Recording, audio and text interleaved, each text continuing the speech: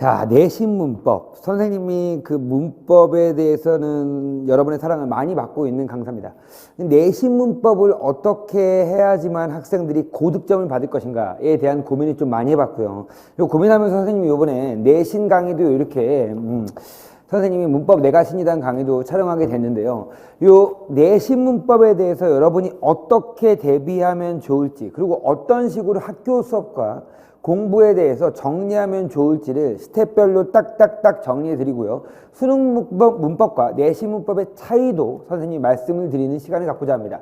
야, 이제 중간고사가 얼마 남지 않았고요. 또 좀 있으면 또 기말고사도 보고요. 이런 부분에서 이 문법 부분에 대한 고민이 많을 거라고 생각합니다. 요 영상을 보시고 내신 문법에 대해서 완벽하게 공부법을 익혀가시기 바랍니다.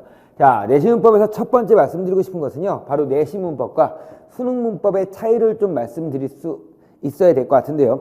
우선 내신 문법 같은 경우는요, 수능 문법보다 암기량이 훨씬 더 많습니다. 선생님도 내신 문법 강의하면서요, 암기하는 꿀팁들이 많이 가르쳐 드리는데요, 참 고민이 많아요. 이거 요까지 다 외워야 돼요. 내신은. 수능은 솔직히 이거 안 가르쳐도 되거든.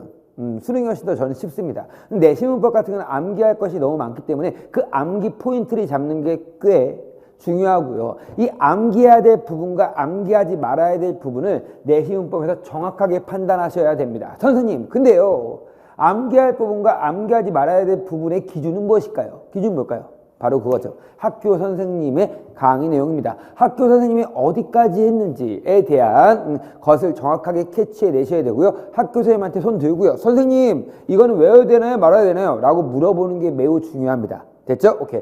수능 문법은요, 이 보기에 꽤 많은 정보가 들어가 있습니다. 그러므로 암기할 부분이 내신보다 훨씬 더 적다고 할 수 있겠습니다. 내신은 단순 암기 위주로 답이 나오는 문제들이 꽤 나오는데 반면 수능 문법은 이 암기, 필수적 개념을 통해서 적용하는 문제가 많이 나온다고 생각하시면 됩니다. 선생님, 와닿지 않는데요? 좋아요. 한번 문법. 내신 문법의 예시 한번 들어볼게요. 선생님 교재에 있는 여기 문법 내가신이다. 문법 내신 교재에 있는 문제를 한번 갖고 와 봤는데요. 자, 우리말의 자음 체계에 대한 설명을 옳지 않은 것은 이렇게 나왔습니다. 자, 기억과 이응은 같은 위치에서 발음된다. 예사소리인 마찰음에는 시옷과 히읗이 있다. 야, 자음은 공기가 입안에서 장애를 받아 만들어진다. 이런 것들을 다 암기할 수 있어야 된다는 거죠. 히읗은 목청사의 소리가 나며 비읍은 입술에서 소리가 난다. 이거죠. 히읗은 목청 소리고요. 비읍은 뭐다? 순음입니다. 그러므로 이런 것들이 완벽하게 이해하고 암기해 놓으셔야지만 풀 수 있는 문제가 바로 내신 문제가 될 수 있겠습니다. 됐죠? 오케이. 그럼 수능 문제는 어떠냐? 이렇게 돼 있어요. 다음은 의문현상 이렇게 나왔습니다. 관련된 학습 활동의 일부이다. A와 B에 들어갈 단어만을 있는 대로 고르는 것이요. 라고 했어요. 자, 보세요. 음은 변동이랑 해갖고 구개음화가 뭔지, 비음화가 뭔지, 끝소리 기축이 뭔지를 모두 다 여기 설명해 놨습니다. 설명해 놓은 다음에 여기에 있는 것들, 꽃이 꽃, 부엌, 곡물, 속는다, 만며느리라는 것이 있는데 이것들이 여기에 있는 보기에서 어디에 해당되니? 라는 것을 적용해 봐 라고 하는 문제가 수능 문제입니다. 차원이 다르죠? 아까 내신 문제는 어땠어요? 우선 내신 문제가 좀 더 짧습니다. 항상. 내신 문제는요, 뭐 아무것도 없어요. 보기도 없고 그냥 물어봅니다. 근데 수능 문제는 뭐예요? 그냥 보기 다 주어준 다음에 적용만 해봐 라고 하는 문제가 나온다는 거죠. 완전 다르다는 거 알 수 있겠죠. 선생님이 그래서 수능 강의도 있지만 수능 강의와 더불어 이런 부분의 니즈를 여러분의 필요성을 충족시켜 주기 위해서 내신 강의를 만든 겁니다. 됐죠? 오케이.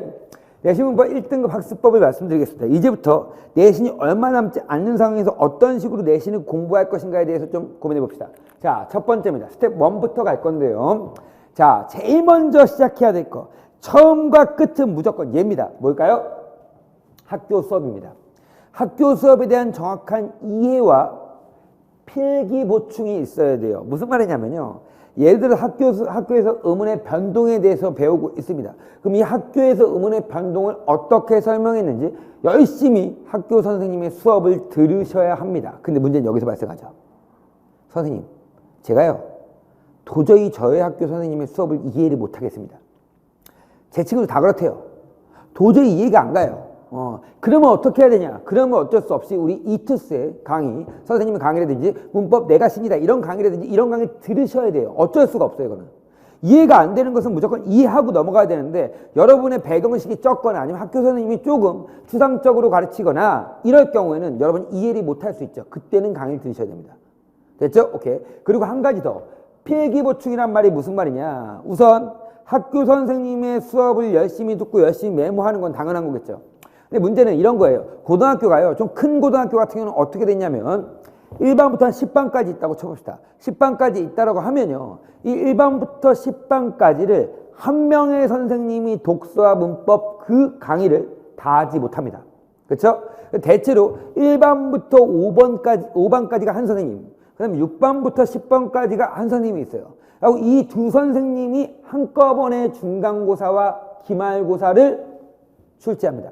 그러면 여러분은 한 명의 선생님한테만 수업을 들었을 거 아니야. 그러면 나머지 선생님이 어떻게 가르치는지 전혀 알 수가 없죠. 알 수 있는 방법이 있을까 없을까? 있죠. 그게 뭘까요? 내가 1반이야. 그럼 7반에 친구가 있을 거 아니야. 그 친구의 필기를 베끼는 겁니다. 나는 내 필기를 너희한테 보여줄 테니 너는 네 필기를 나한테 보여줘라. 이렇게 상부상조하자 라고 하는 것이 뭐야? 필기 보충이라는 겁니다. 그러면 두 명의 선생님이 출제할 때 여러분은 모두 다 필기를 보기 때문에 훨씬 더 대비가 잘 된다고 볼 수 있습니다. 선생님 저는 친구가 없습니다 라고 하는 학생들은 7반에 가서 야 문법 필기 좀 보여줘. 필기 잘하게 생긴 애들 있잖아요. 그렇죠? 빵 하나 딱 주면서 필기를 구걸하셔도 되겠습니다. 됐죠? 오케이. 두 번째입니다.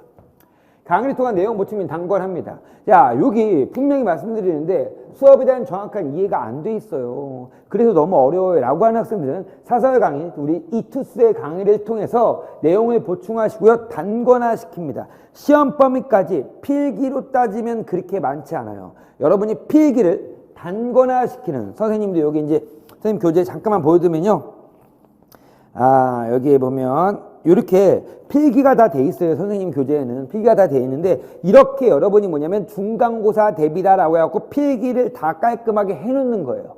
이해 가셨죠? 오케이. 이런 식으로 준비하셔갖고 단권화를 시킵니다. 그럼 시험 때까지 뭐야? 그 개념은 그 필기만 보면 되겠죠. 됐죠? 오케이. 근데 그 필기에는 뭐가 있어야 되냐면 예를 들어서 이투스 강의 듣는다면 이투스 강의에 대한 것을 갖고 단권화 시켰어요.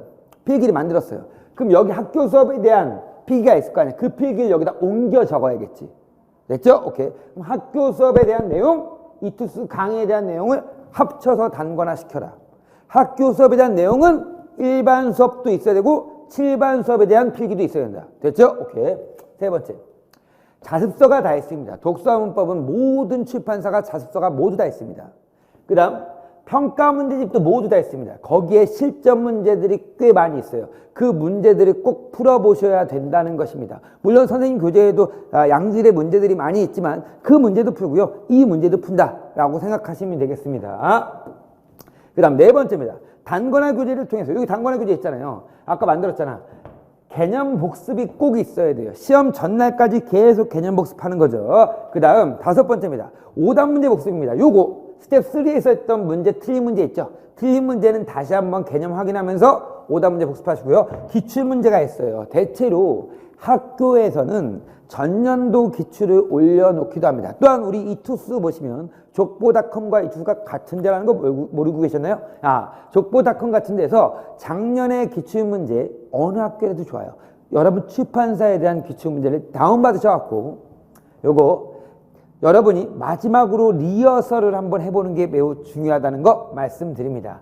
자, 스텝을 5가지 나눠서요 말씀을 드렸고요. 다시 한번 말씀드리지만 가장 중요한 건 단권화 시켜라. 조금만 하시면 돼요. 시험 범위가 이렇게 많지 않기 때문에.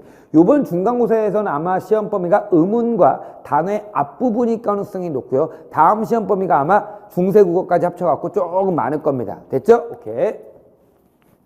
자, 서술형 문항 만점 꿀팁을 말씀드리겠습니다. 이제 애들이 객관식은 좀 할 수 있대. 선생님 서술형이 너무 어려워요 라고 하는 학생들이 많습니다. 서술형 문제, 선생님 학교에서 이제 기간제 교사를 했었는데요. 가장 중요한 거, 서술형에서 채점을 할 때 가장 중요한 것은 바로 이거예요. 키워드가 들어가 있느냐 이거야. 그럼 서술형에서 가장 중요한 포인트는 뭐다? 키워드가 들어가 있느냐입니다. 그러므로 여러분은 어떻게 하시냐면 무조건 내가 답안을 쓸 때 그 키워드는 들어가야지 라고 하는 식으로 써야 됩니다. 문장력을 보는 게 아닙니다. 자, 볼게요. 요 문제 한번 볼까요? 밑줄이 여기 거져 있네요. 자, 상한 갈대라도 하늘에서는 한 계절 넉넉히 흔들리느니 이렇게 나왔어요. 소리 나는 대로 쓰래요. 그럼 대체로 문제가 어떻게 되냐면요. 얘가 만약에 5점짜리 문제라고 한다면요.